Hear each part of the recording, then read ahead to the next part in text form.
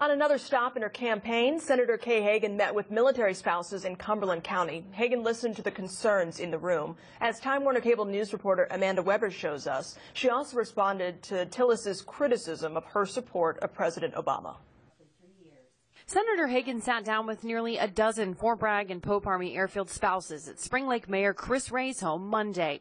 It was an open discussion, allowing these spouses to express their concerns. I feel that military spouses and military families need to make their voices heard. Concerns in the room varied. One issue raised by these military families, health care and the needs of their families and children while their loved one is away on duty. It's just the amount of stress that children go through at school and why these support services are so important. Hagan also touched on her efforts to save the 440th Airlift Wing at Pope Army Airfield from being deactivated. These spouses say now they've heard they could be gone by March.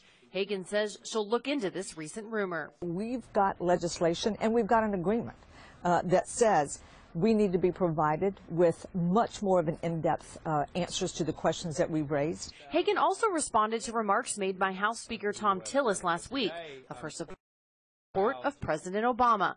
She says he's not informed on the crisis overseas with the terrorist group ISIS and where things go forward for our military members. He will only disagree with my policy.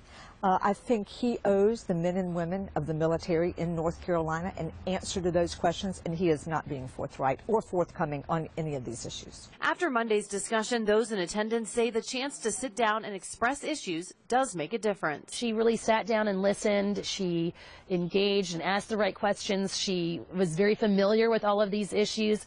In Spring Lake, Amanda Weber, Time Warner Cable News.